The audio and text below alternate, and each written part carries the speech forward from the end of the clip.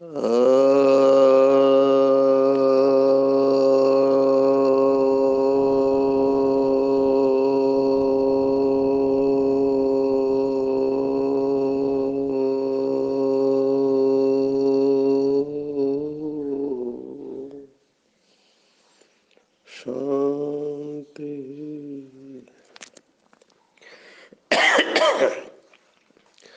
आज 3 मार्च 2022 भारत में सद्गुरुवार है। इट्स थर्सडे इन भारत।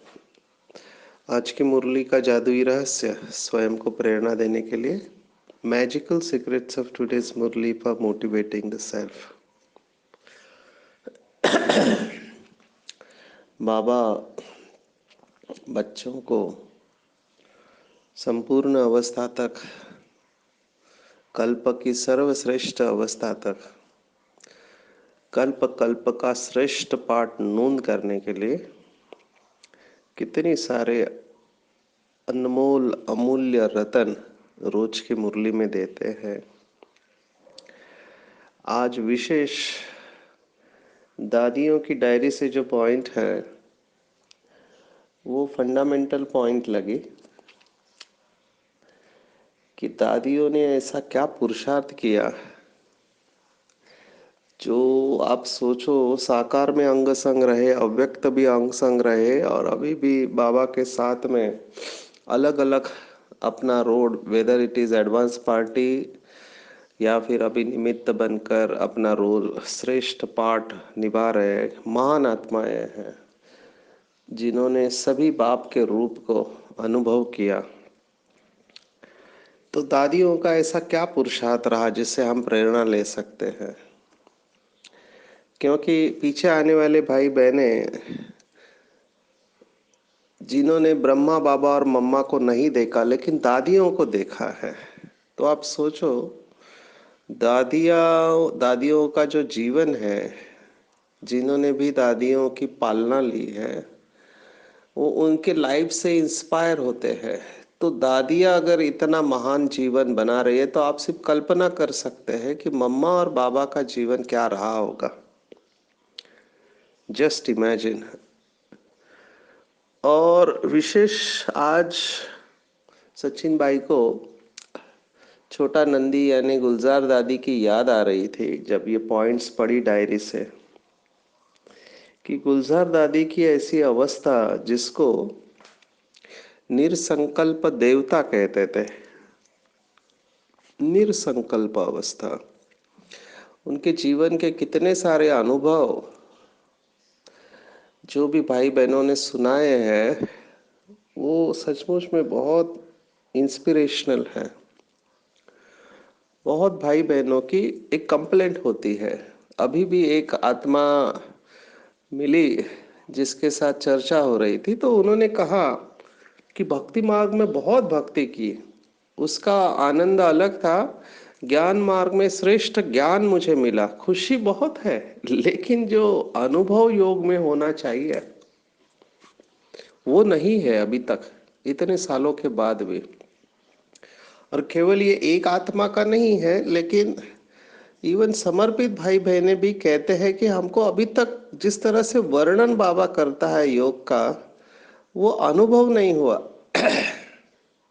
चल रहे हैं निश्चय के आधार पर, बुद्धि स्वीकार करती है कि यही सत्य है और यही वो बाबा है, मम्मा है और यही हम बच्चे हैं बाबा के, ये सब बुद्धि स्वीकार करती है, लेकिन योग में जो अनुभव होना चाहिए वो हमको नहीं होता है। ये बात भी कई लोग स्वीकार करते हैं, कई लोग तो स्वीकार भी नहीं करते इस बात को कि हमको योग में अनुभव नहीं होता है, क्योंकि जैसे ही अनुभव हो जाए आपका जीवन में श्रेष्ठ परिवर्तन दिखाई देता है। संस्कार परिवर्तन जो बहुत बड़ा चैलेंज बाबा ने दिया है कि संस्कार परिवर्तन के बगैर संसार का परिवर्तन नहीं हो सकता। कल की मुरली में बाबा ने कहा कि पुरानी दुनिया, नई दुनिया और बीच वाली दुनिया, ऐसे 3 शब्द इस्तेमाल किए थे। तो मेरा संस्कार ये जो शब्द इस्तेमाल करते हैं, वास्तव में वो मेरा संस्कार है ही नहीं।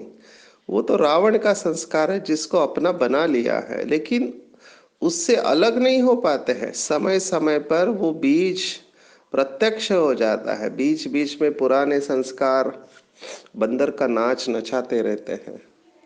तो दादियों ने ऐसी क्या साधना की जो उन्होंने इतना श्रेष्ठ अनुभव किया? तो गुलजार दादी का आपको एक अनुभव सुनाते हैं। देखो, ये आत्माएं बाबा से इतनी, जो बाबा ने कहा ना पुरानी दुनिया से लट्टू नहीं होना है, तो ये आत्माएं बाबा पे लट्टू हो गई थी। इनको बाबा के सिवा और कुछ भी अच्छा नहीं लगता था, तो छोड़ के आए थे सभी। अभी ये बाबा जो कहता है देह देह के संबंध, पदार्थ, व्यक्ति, वैभव, इन सबको भूल के मुझे याद करो, ये प्रैक्टिकल दादियों की अवस्था थे। तो रिश्तेदार मिलने को आते थे, तो दादी उनको देखती भी नहीं थी, देखने नहीं जाते थे। आप सोचो क्या अवस्था रही होगी। तो दादी को पूछा कि आप उनको देखने भी नहीं जाते हो, ऐसा क्यों है, मिलने नहीं जाते हो? तो दादी का जो जवाब था वो बहुत कड़ा जवाब दादी ने दिया। दादी ने कहा, एक बार पुरानी दुनिया के ऊपर थूक दिया तो फिर उसे चाटने में क्या मजा है? थूकने के बाद उसको चाटने थोड़ी ही जाएंगे। आप सोचो क्या अवस्था रही होगी। पुरानी दुनिया को थूक दिया है। और यही बात हमको योग में श्रेष्ठ अनुभव करने में विघ्न डालती है, जिसको आज वरदान में भी ये बात आई है कि माया के आकर्षण से परे, है ना, धरती के आकर्षण से ऊपर ये कौन जा सकते हैं?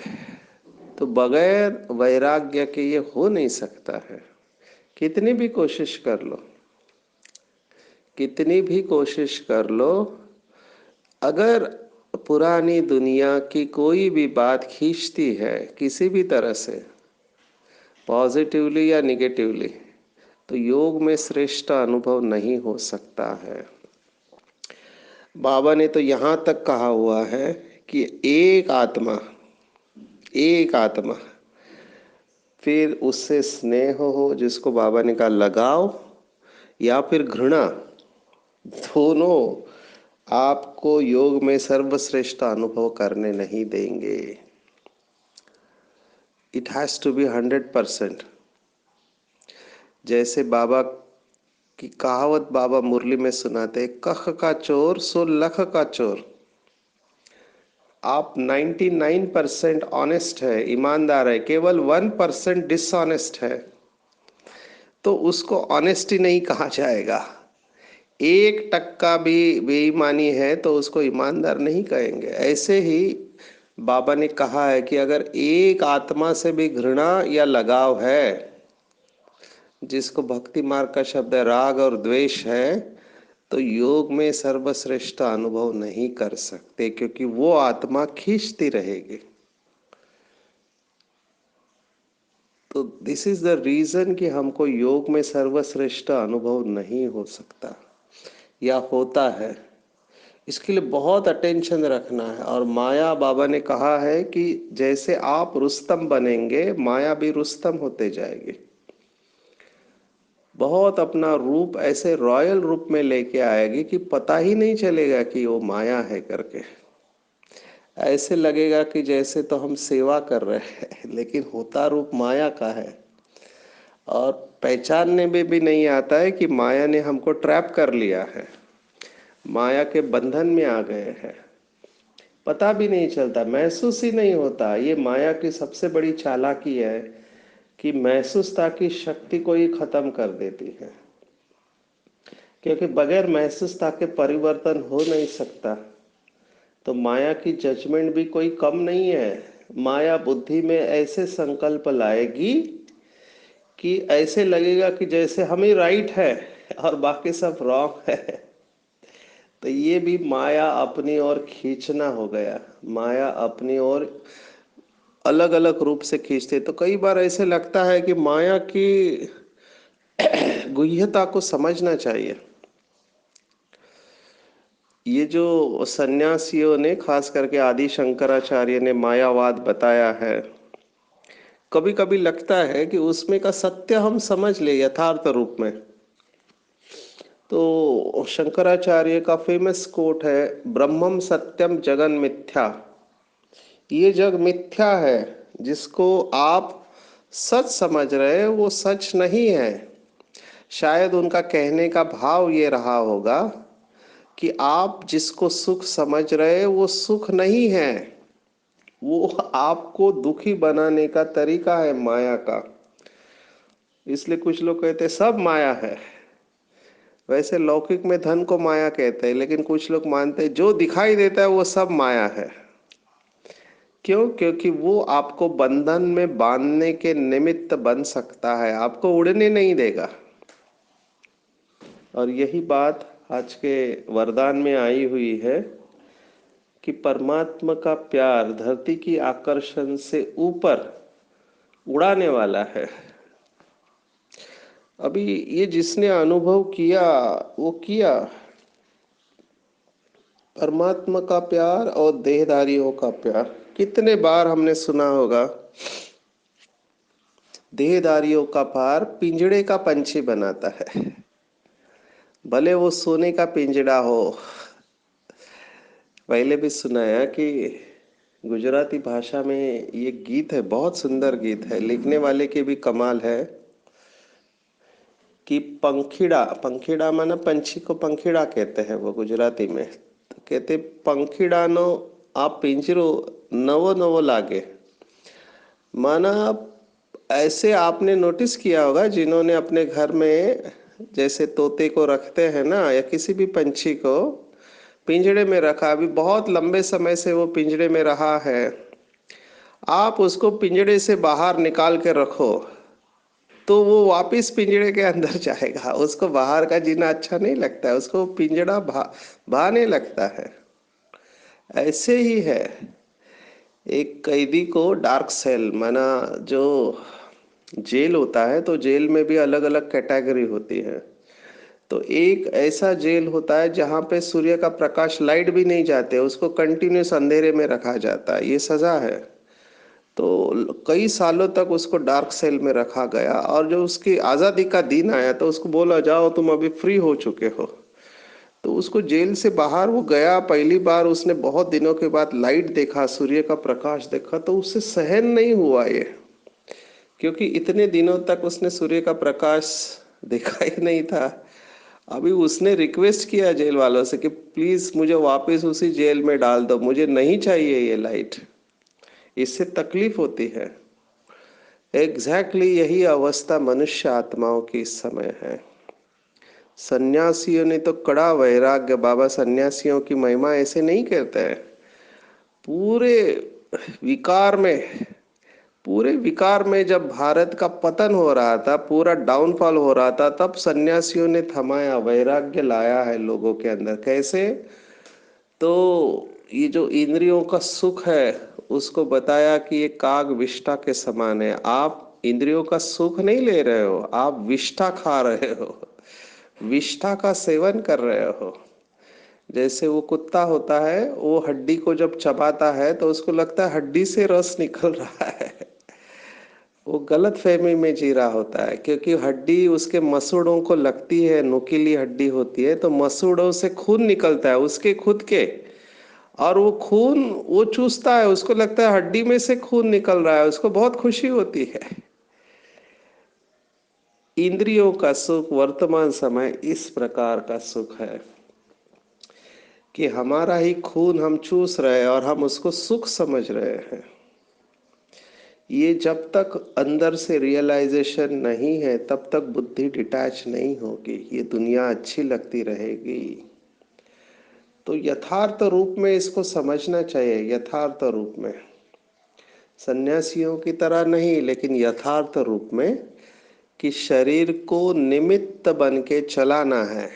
कई लोग शरीर से भी परेशान हो जाते, खास करके जो बीमार होते हैं, जिनकी दवाइयाँ चल रही होती है और अलग अलग बीमारियाँ होती है। किसी का सिर दर्द होता है, किसी को खांसी होती है लंबे समय तक, किसी को हार्ट की बीमारी, किसी को डायबिटीज, तो किसी को क्या घुटनों का दर्द होता है, बहुत कुछ होता है। तो परेशान हो जाते हैं। तो बहुत परेशान जब हो जाते हैं तब बोलते हैं इससे तो मर जाना अच्छा है। तो बाबा ने कहा, बाबा का एटीट्यूड देखो, दृष्टिकोण। बाबा ने कहा बलिहारी इस शरीर की जो इस शरीर के द्वारा भगवान मिला।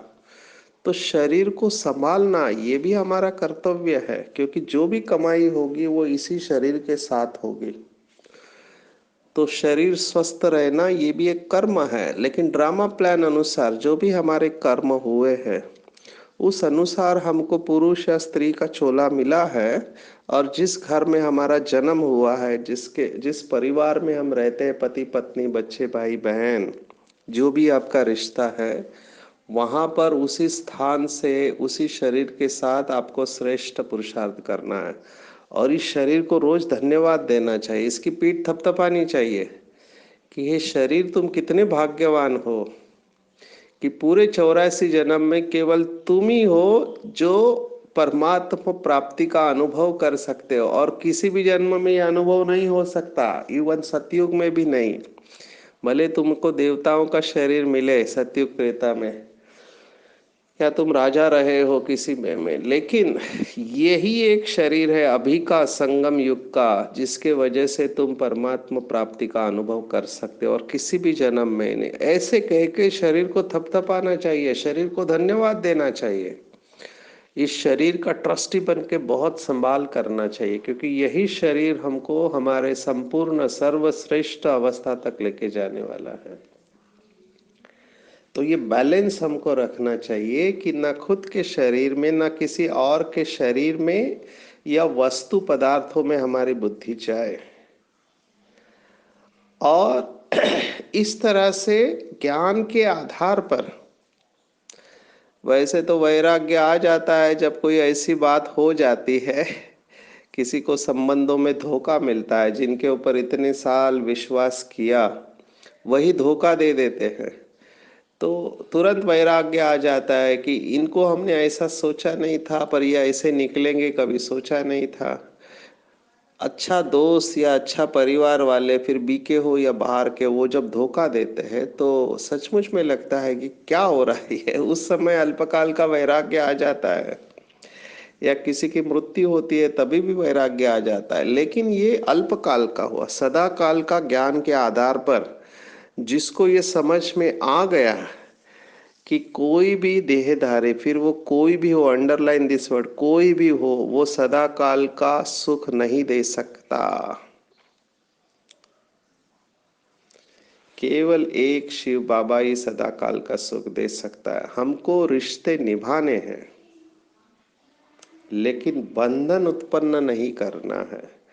जिसको ये समझ में आ गया उसकी बुद्धि डिटैच हो जाएगी, और वो डिटैचमेंट में धरती के आकर्षण से परे हो जाएगा। बाबा ने उसका उदाहरण दिया है कि ये धरती में ग्रेविटेशन है, गुरुत्वाकर्षण है, माना भारी चीज नीचे आती है, हल्की चीज ऊपर उठती है। तो आपको धरती के आकर्षण से परे जाना है, तो रॉकेट में भी वो इतना फ्यूल, इतना तेल डालते हैं कि ये गुरुत्वाकर्षण के अगेंस्ट में जाए। जैसे एरोप्लेन है, एरोप्लेन या विमान जो होता है उसको भी उड़ना होता है, तो उसको इतना फ्यूल और जोर लगाना पड़ता है इंजन को कि वो ग्रेविटेशन या गुरुत्वाकर्षण अगेंस्ट में जाए, तभी वो आकाश में जा सकता है। तो बाबा ने इसी ग्रेविटेशन को, गुरुत्वाकर्षण को कहा माया है। माया भी हमको परम धाम में बुद्धि को स्थिर करने नहीं देती है। बहुत सारे भाई बहने फीडबैक देते हैं कि हम योग में बैठते हैं तो सब दुनियावी बातें याद आती है, ऑफिस याद आता है, रिश्तेदार याद आता है, किसी को फोन करना याद आता है, पुरानी बातें याद आती है। हम चाहते हैं कि हम परम धाम में जाकर बैठे, बाबा के सामने बैठे, बाबा के गुणों का अनुभव करें, लेकिन होता नहीं है, क्योंकि नीचे की बातें खींचती है। अभी इसी को कहा बाबा ने कि आप बंधन में है, इसी को ही बंधन कहते हैं। जो बंधन आपको बार बार खींच रहा है,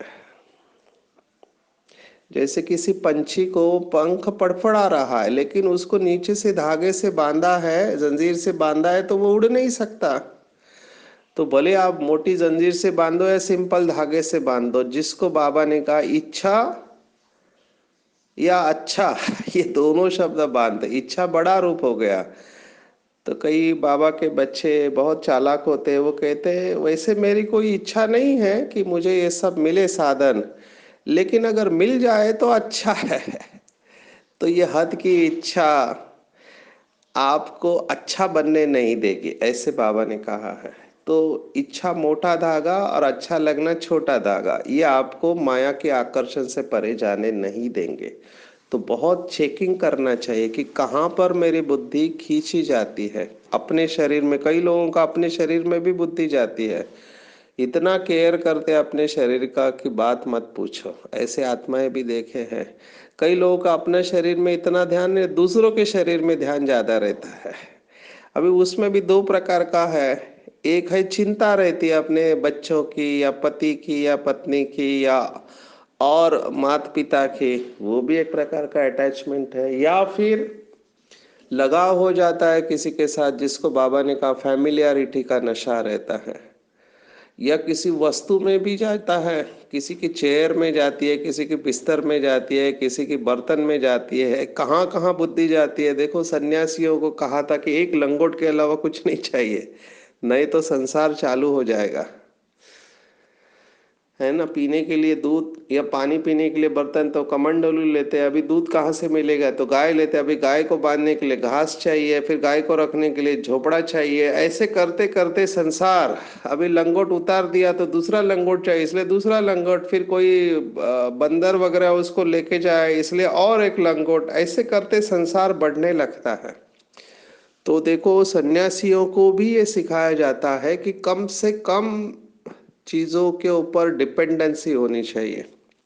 इसलिए उनको सलाह दी जाती है कि कभी भी आप अगर परिव्राजक कहते हैं संस्कृत में, माना घूमने फिरने वाले सन्यासी, वो कभी भी एक स्थान पर नहीं रहेंगे, क्योंकि एक स्थान पर रह गए तो वहां पे संसार चालू हो जाएगा उनका। लोग आएंगे, फिर आपको घर बांध के देंगे, आपका आश्रम बनाएंगे, फिर आपके फॉलोअर्स पर आपके लिए तकिया आएगी, गाड़ी आएगी, और आपको बोलेंगे आप इधर ही रहो। फिर वो माया का कब प्रवेशता होती है पता नहीं चलता है। वंडरफुल बात बाबा को, सचिन भाई को तब लगी, सॉरी, कि बाबा ने भी ये प्रयोग करके देखा और उस समय अनुभव करने जैसा था। जो भी इसको जानते हैं इस प्रयोग को, क्योंकि बाबा ने देखा बहुत बच्चों का सेंटर के साथ अटैचमेंट हो जाता है जिस स्थान पर रहते हैं। बार बार कहते मेरा सेंटर है, मैंने सेवा की है। तो बाबा ने मुरली में कहा कि आपको वहां पे बाबा ने रखा है ना, आप निमित्त हो, सब सेंटर्स बाबा के हैं और आप निमित्त सेवाधारी हो। बाबा अगर चाहे तो आपको और कहीं भेज सकता है। ऐसे करके बाबा ने बहुत प्यार से कहा कि क्या आपको बाबा अगर भेजे दूसरे स्थान पर जाने के लिए तैयार है। और वो पीरियड जब आया, बाबा ने बहुत बहनों को एक सेंटर से दूसरे सेंटर, देखो इतने साल तक एक ही सेंटर पर रहे थे, बाबा ने सबकी ट्रांसफर करवा दी और दूसरे स्थान पर भेजा, ताकि पता चले कि इनका कितना अटैचमेंट है। क्योंकि सब कुछ छोड़ के आप आए हो ना, पुरानी दुनिया को छोड़ा, त्याग किया इतना, फिर यहाँ आने के बाद अपनापन कहाँ से आ गया, है ना। वो सब है बाबा का, तो ये बहुत मुश्किल होता है। अभी जब ये ट्रांसफर हुआ तब के आपको अनुभव पूछना चाहिए सभी टीचर्स बहनों को कि क्या उनके अनुभव रहे, है ना। रोज की डायरी, फोन करने वाले लोग, कहाँ से कौन सी चीज मिलती है। तो उनके साथ अभी अपने एरिया के वीआईपी लोगों के साथ रिश्ता बना हुआ रहता है, उनकी पालना मिली रहती है। अभी कई लोगों को कुछ आत्माएं ही चाहिए, है ना। तो बाबा ने इसके ऊपर भी अटेंशन खिंचवाया कि यही टीचर चाहिए या यही स्टूडेंट चाहिए।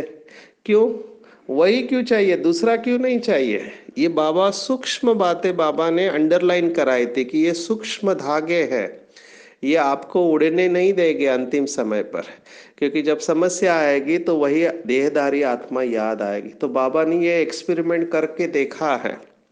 यज्ञ में ब्रह्मा कुमारी के हुआ है, पर इसके पीछे के भाव को समझना चाहिए। भाव ये था कि आप जहां पर भी रहो उसमें आपका ममत्व नहीं रहना चाहिए, क्योंकि ममत्व आ गया तो फिर आप उड़ नहीं पाएंगे। आप माया प्रूफ नहीं बन सकती, माया पकड़ेगी कान से नाक से, क्योंकि अटैचमेंट आ जाता है उसमें कि मैंने इतना किया है, मैंने इस सेंटर को बढ़ाया, इतने सेंटर खोले, ये सब स्टूडेंट्स मेरे हैं वगैरह वगैरह।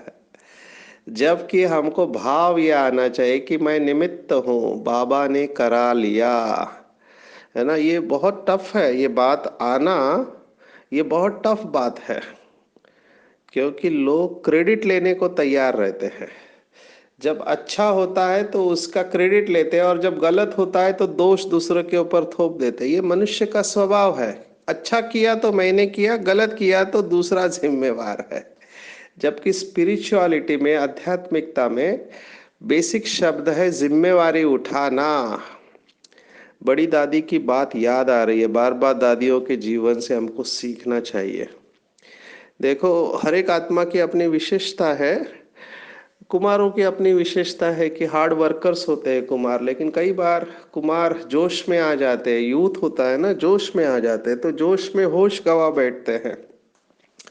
तो कुछ कुमारों का आबू रोड में कुछ दुकानदार के साथ कुछ हुआ, तो कुछ उन्होंने उल्टे सुल्टे शब्द बैठे। अभी अगर हमारे पास इतना ज्ञान होते हुए, परमात्मा होते हुए हमारे अंदर देह अभिमान है, तो आप सोचो दुनिया वालों की क्या हालत होगी। बेचारे वो तो देह अभिमान में ही है।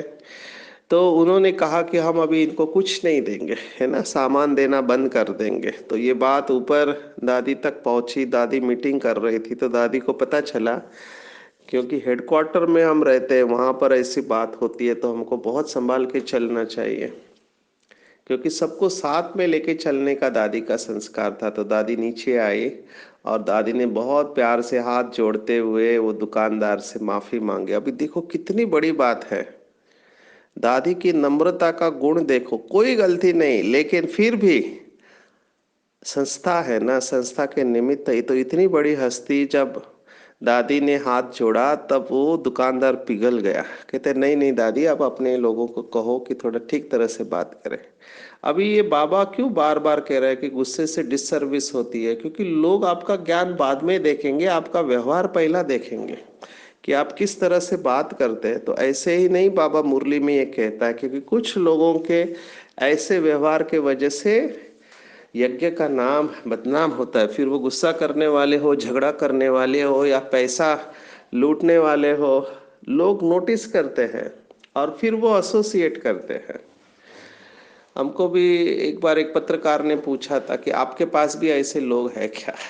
तब अभी ये लोग को पता रहता है, ये लोग होमवर्क करके आते हैं कहाँ कहाँ क्या हुआ है, तो इनको बहुत प्यार से समझाना चाहिए। उस समय बताया कि देखो, जैसे स्कूल होता है, स्कूल में सभी प्रकार के स्टूडेंट होते हैं ना, तो टीचर तो अच्छा ही सिखाता है, टीचर कभी गलत नहीं सिखाता है। अभी टीचर के सिखाने के बाद भी अगर कोई बच्चा गलती करता है तो ऐसे थोड़ी कहेंगे कि टीचर ने सिखाया, है ना। तो स्टूडेंट सभी प्रकार के होते हैं, उत्तम मध्यम कनिष्ठ स्टूडेंट है। आप किसको देख रहे हैं? हमको तो उत्तम स्टूडेंट को देखना है। ऐसे करके उनको समझाया, लेकिन कहने का भाव यही था कि दुनिया हमारे व्यवहार को देखती है। इसलिए बाबा के बच्चों के ऊपर बहुत जिम्मेवारी है, जो रोज सेंटर पर आते हैं, बैच लगाते हैं, और जो सबको कहते रहते हैं कि हम ब्रह्मा कुमारी में जाते हैं, हमको भगवान पढ़ाता है। तो हमारा संस्कार, हमारा व्यवहार भी उतना ही श्रेष्ठ होना चाहिए। तो माया के आकर्षण को समझकर न्यारा बनना है, और जो न्यारे बनते हैं उनको परमात्मा प्यार सहज अनुभव होता है, और इसी से माया प्रूफ हम बन सकते हैं। दूसरे दो शब्द आज आए थे, वैष्णव और काली के बारे में, है ना। तो काले से गोरे हम बन रहे हैं, मनोकामनाएं पूर्ण करना है। मनोकामनाएं भी वही बच्चे पूर्ण कर सकते हैं जो कल्प वृक्ष की जड़ में है। कहानियां हैं शास्त्रों की, जो कल्प वृक्ष की जड़ में बैठते हैं, तो उस वृक्ष के नीचे आप जो भी संकल्प करो तुरंत पूर्ण हो जाता है। तो उसको कामधेनु कहा है। कामधेनु एक गाय है, जो वशिष्ठ ऋषि के पास थी, उसको जो आप बोलो वो आपका काम कर कर देगी, है ना। तो ये मनोकामनाएं पूर्ण करने वाली कौन सी आत्माएं हैं जिनकी सभी मनोकामनाएं परमात्मा ने पूर्ण की है। तो जिसकी खुद की सभी मनोकामनाएं पूर्ण हो गई है, अंदर से तृप्त भरपूर संतुष्ट है, वही दूसरों की मनोकामनाएं पूर्ण कर सकता है। और मम्मा का ये गायन है कि मम्मा को देख के लोग शांत हो जाते थे, ऐसे लगता था देवी का साक्षात्कार हो गया, अभी कुछ नहीं चाहिए। मम्मा की पावर्स थी। तो हम सब बच्चों को नंबरवार स्टेज पर पहुंचना चाहिए और पहुंच भी रहे हैं। और हमारे द्वारा भी दूसरों की मनोकामनाएं सुख और शांति की पूर्ण करने के हम निमित्त बन रहे हैं। तो अपने आप को बिल्कुल हल्का छोड़ देंगे, सिर से लेके पाँव के अंगूठे तक संपूर्ण शरीर बिल्कुल हल्का, रिलैक्स। ध्यान दो आंखों के बीच में महसूस करेंगे एक दिव्य प्रकाश। इस शरीर से भिन्न, इस शरीर रूपी मंदिर में रहने वाली मैं इष्ट देव हूँ, जगदम्बा, जगत पिता और जगत माता के साथ मैं आत्मा भी मास्टर जगदम्बा हूँ। सर्व प्राप्ति कराने वाले परमात्मा शिव के संतान मैं आत्मा अंदर से भरपूर हूँ। मेरी सब मनोकामनाएं पूर्ण हो चुकी हैं। मेरी एक ही मनोकामना थी, पार ब्रह्म में रहने वाला परमात्मा मुझे मिल जाए, और वो मुझे मिल गया। केवल मिल ही नहीं गया, उसने मुझे अपना बना लिया है और अपने साथ रखता है और मुझे कहता है कि बच्चे तुम मेरे बहुत प्रिय हो, मेरे दिल में समाये हुए हो। तो इतना प्यार देने वाला परमात्मा, प्यार का सागर मेरा बन चुका है और मैं आत्मा भी उस परमात्मा के प्यार में समाई हुई, माया के आकर्षण से परे माया प्रूफ आत्मा हूँ, सच्ची सच्ची वैष्णव हूँ।